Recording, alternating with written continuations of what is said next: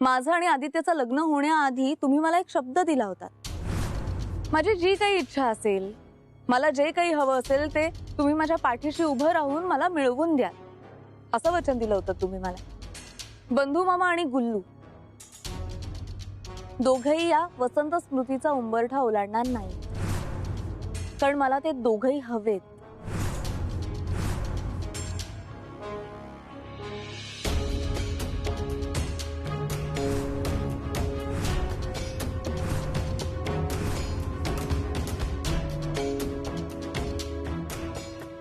कसला विचार करताय दादा मामा? तुम्हीच शब्द दिला होतात मला आणि तुमच्या शब्दाबाहेर या घरातलं कोणीच जात नाही। मग आता तुम्हीच स्वतः दिलेला शब्द मोडणार? आज जर तुम्ही तुमचं वचन पाळलं तर सगळ्या जगाला कळेल की तुम्ही तुमच्या वचनाचे किती पक्के आहात। आणि मला तर खूप आनंद होईल, कारण बंधू मामा आणि गुल्लू ही जागा सोडून कधीच जाणार नाही। आणि तुम्हीच जर तुमचं वचन मोडलं तर बंधू मामांनी जे काही केलंय त्यात त्यांचं काही चुकलंय असं आपण म्हणूच शकत नाही। आणि एकूणच भावाभावांमध्ये हा जो काही वाद चाललाय, भांडणं चालली आहेत, त्याला काहीच अर्थ उरणार नाही। फसला, सईने टाकलेला डावात दादा फसला। दादाला आता कुठला तरी एक निर्णय घ्यायलाच लागणार आहे। ठीक आहे, जागणार।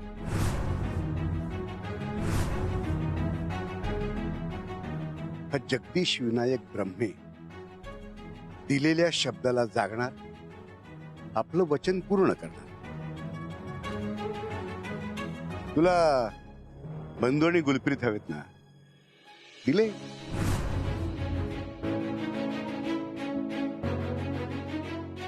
दिलेला शब्द मोडायची ब्रह्मेंची पद्धत नाहीच आहे।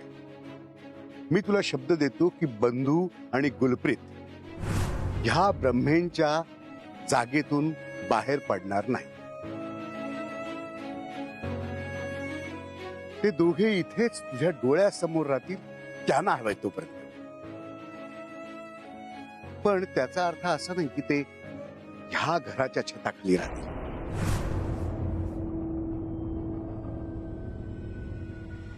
त्या दोघांचीही वेगळी सोय, त्यांचा मुक्काम यापुढे बाहेर गॅरेज मध्ये असतो।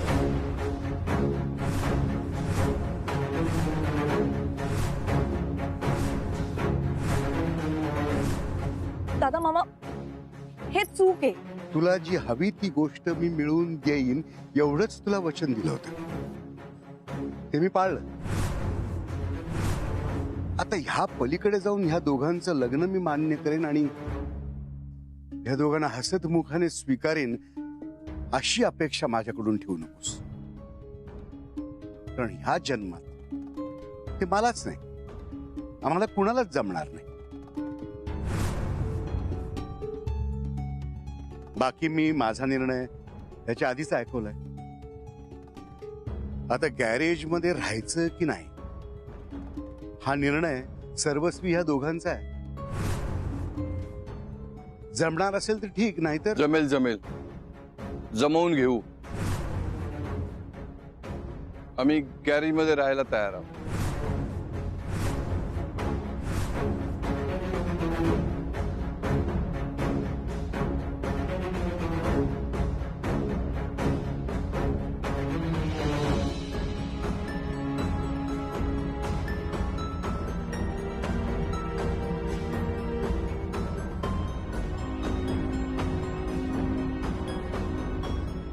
बंधू मामा, बंधू मामा, गुल्लू, थांबा प्लीज, जाऊ नका। तुमची खरी जागा तिकडे घरात आहे, इकडे गॅरेज मध्ये नाही।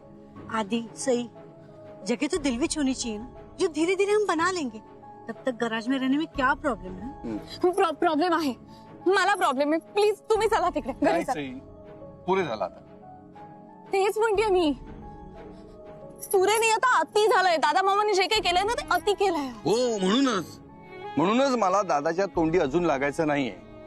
मला तर आयुष्यात त्याच्या वाटेला जायचं नाही। आमचं आम्ही बघून घेऊ। नाही, हे असं कसं? थांबा, मी तुम्हाला तिथपर्यंत सोडून येतो। नको, आधी जा तू। अरे तिकडे जरा तुमचं गॅरेज मध्ये सगळं सेटल करून देतो ना, चला। आदित्य जा तू। सई, मला तर वाटतं आपण पहिली रात्री यांच्या बरोबरच राहूयात। बस झालं, जा तू आता।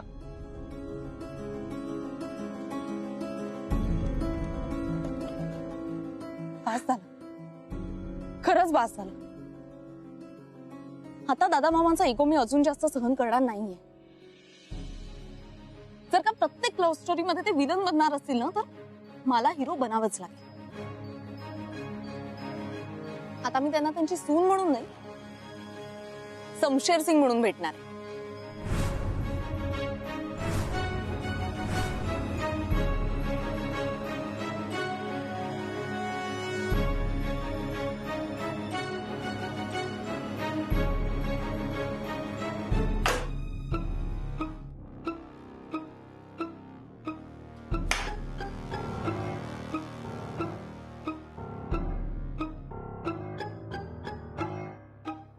दादा,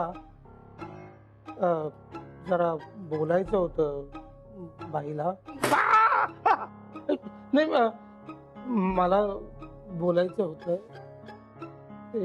गॅरेज मध्ये बंधू आणि ती बाई त्या गॅरेज मध्येच राहणार आहेत. माझ्या तोंडून एकदा शब्द निघाला म्हणजे निघाला. झालेल्या निर्णयात कोणताही बदल होणार नाही.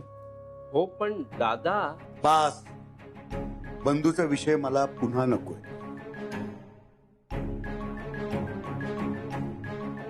पण मला हवाय. तुम्हाला हा विषय नको असला तरी मला त्या विषयावर बोलायचं. जे काही बोलायचं ना ते बोलून झालंय, तुझंही आणि माझे. अहो पण विषय अर्धवटच राहिला ना. प्रॉब्लेम सॉल्व्ह झालाच नाही, उलट वाढलाय. त्यात माझी काहीच चूक नाही. मी तसं म्हणतच नाहीये. काय म्हणणं काय आहे तुझं? मला पूर्वीसारखं या घरात सगळं नीट व्हायला हवंय, नॉर्मल व्हायला हवं. पण पूर्वीसारखं सगळं नीट व्हायला आता पूर्वीसारखं या घरात राहिलंय काय? असं कसं म्हणताय तुम्ही? त्याच भिंती आहेत, तीच दारं आहेत, तीच माणसं आहेत, तीच नाती होती आहेत. कुठे काय बदललंय? भिंती त्याच असल्या तरी वासे फिरले. दारं तीच असली तरी आता ती कायमची बंद झालेली आहेत. माणसं तीच असली तरी त्यांच्या विचाराच्या दिशा बदलल्यात आणि नाती गोती तीच असली तरी त्याचा आता अर्थ बदललेला आहे. पण एवढं सगळं आज अचानक कसं काय बदललं दादा मामा? अहो, बदल घडवून आणणं हा तर तुमचा छंद आहे सुनबाई. मग ह्याची उत्तरं तुमच्याकडेच असली पाहिजेत, नाही का? माझ्याकडे उत्तर असं तर मी तुम्हाला प्रश्न विचारलाच नसता. आता विचारलाय तर उत्तर द्या ना. मी दिलेली उत्तरं तुला पटणार नाही. तुम्ही मला शिव्या दिल्यात ना तरी त्या सुद्धा पचवून घेईन मी. ती सवय नाहीये मला. मग मला सुद्धा चुकीचं घडत असताना ते नुसतं बघत बसण्याची सवय नाहीये. तुला जर का खरंच चुका सुधारायच्या असतील ना तर आधी स्वतःमध्ये सुधारणा कर. म्हणजे मी माझ्या चुका सुधारल्या तर बंधू मामा आणि गुलप्रीत मामींना तुम्ही घरात येऊ द्याल असं म्हणायचंय का तुम्हाला? अजिबात नाही. मला फक्त इतकंच म्हणायचंय की ह्या घरामध्ये जे काही आता अभद्र घडतंय ना त्या सगळ्याला तू जबाबदार. तू घरात आलीस तेव्हापासून ह्या घरामध्ये बंडाचे वडे व्हायला. आजवर शिस्तीत चालणारं हे घर थिल्लरपणा करायला लागलं, पोरकटपणा करायला लागलं. आणि ह्या सगळ्या गोष्टींमुळे आज आमचं हे घर तुटलंय. भावाभावांमध्ये फूट पडलेली.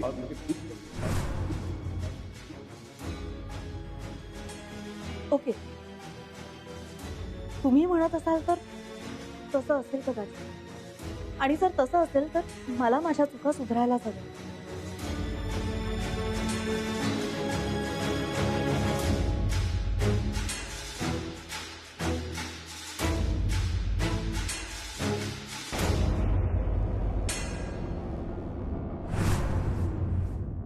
सांगा मला काय काय आणि कोणत्या कोणत्या चुका होत आहेत माझ्या.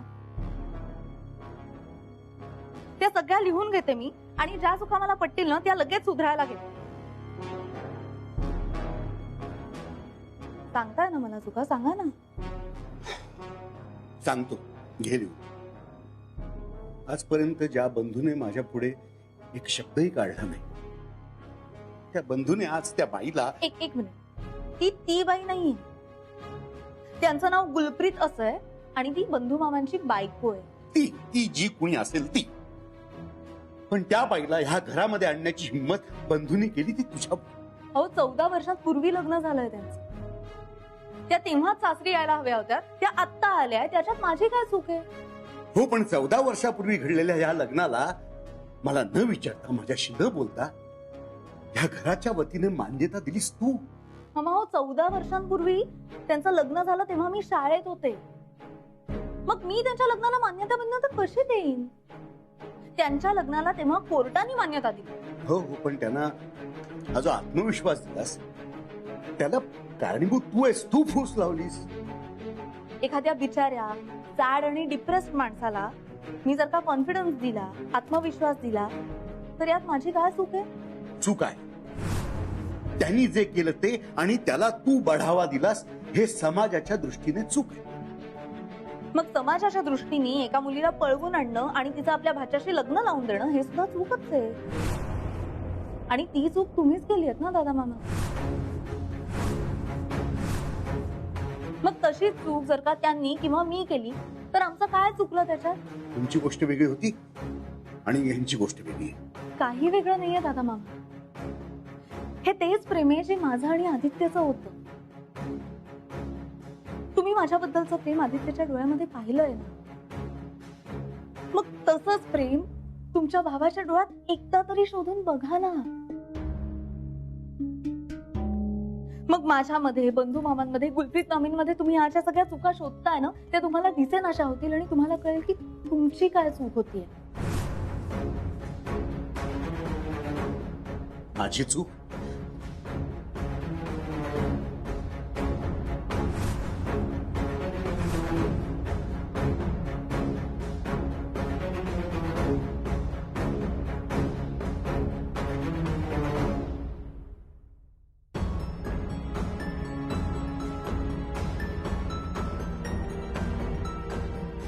मामा तुम्हालाही वाटतं की बंधू मामा आणि गुलप्रीत मामींनी लग्न करून, प्रेम करून चूक केली?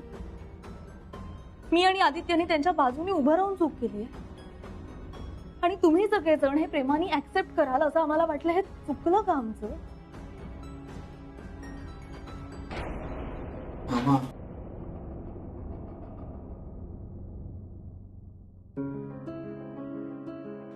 अरे काय होऊन बसलंय सगळं? होईल होईल सगळं नीट. आपण करू ना. पण तोपर्यंत बंधू मामा आणि गुलप्रीत मामी त्या गॅरेज मध्ये कसं मॅनेज करतील?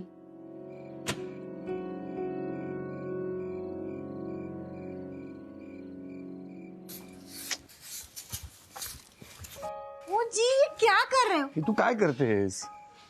अब झाड़ू हाथ में लेके मैं हवाई जहाज तो नहीं चलाऊंगी ना.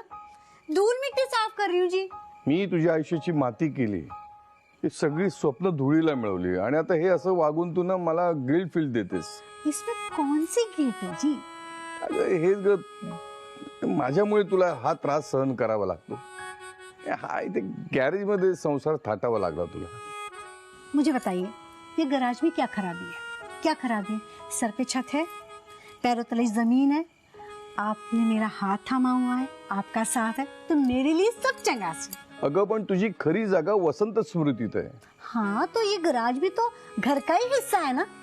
अब मुझे बताइए, पिंट्या जी दिन भर पसीना बहाकर यहाँ पे काम कर सकते हैं ना, तो मैं यहाँ काम क्यों नहीं कर सकती? और अगर काम के चक्कर में पिंट्या जी रात भर यहाँ रह सकते हैं, तो फिर गराज में मेरा गुजारा क्यों नहीं हो सकता? और पता है, इन सब बातों में सबसे बड़ी और चंगी एक बात है, बताओ?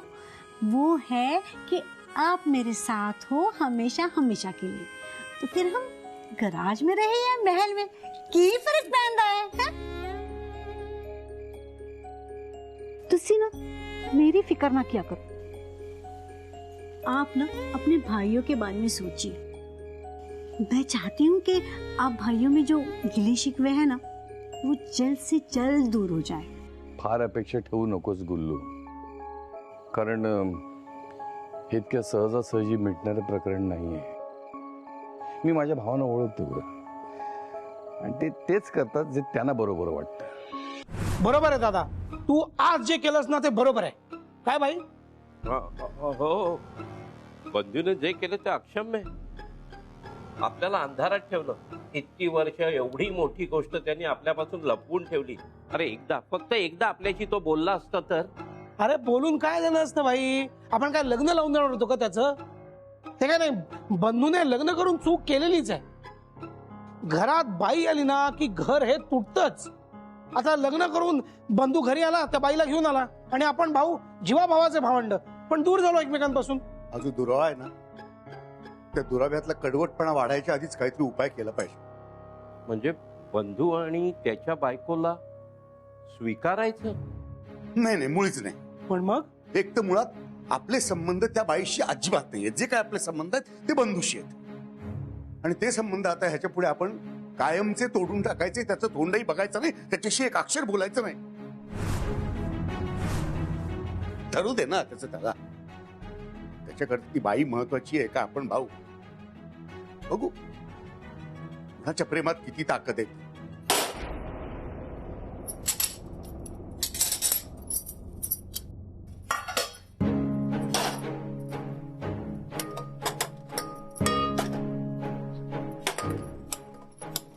सोड मला. काय झालं? अगं केवढा चटका बसला. कुठे आणि कसा? तुला मिठी मारली ना, केवढी तापलीस तू. मस्करी सुचतीये, मजा करण्याची वेळ आहे ही. खरं तर मला काहीच सुचत नाहीये. घरात एवढं सगळं भयानक चाललंय ना की काही कळतच नाही. अशा सिच्युएशन मध्ये तू बरोबर असलीस की थोड्या वेळासाठी का होईना या सगळ्याचाच विसर पडतो. म्हणून मी आपलं नाही, पण इट्स ओके. तू जर त्या मनस्थितीतच नसलीस तर मी आली.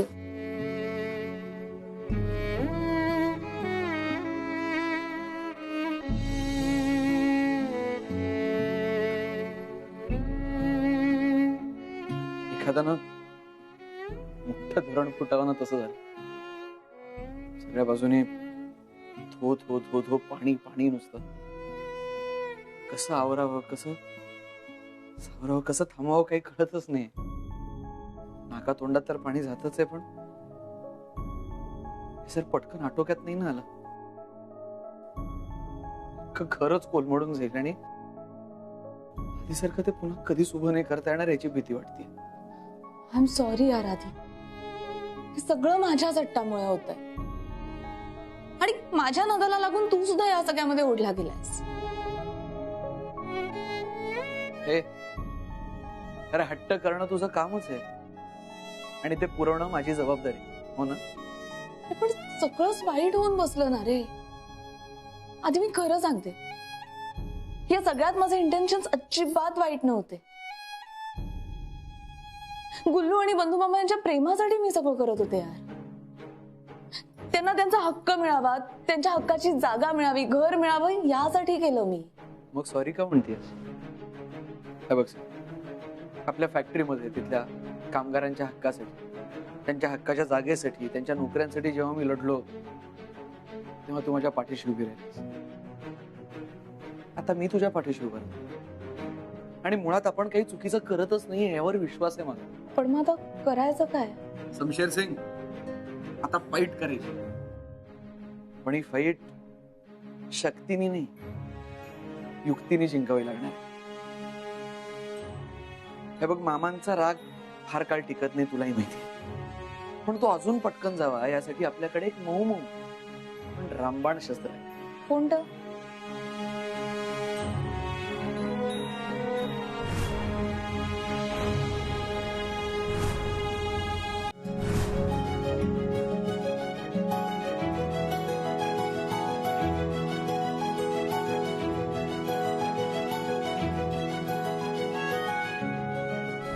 गरमागरम वरण भात आणि वरून तुपाची धार.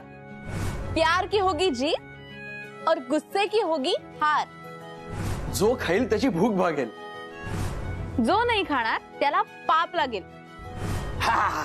चला चला चला चला, सगळ्यांनी पटकन जेवून घ्या. नको, इच्छा नाहीये.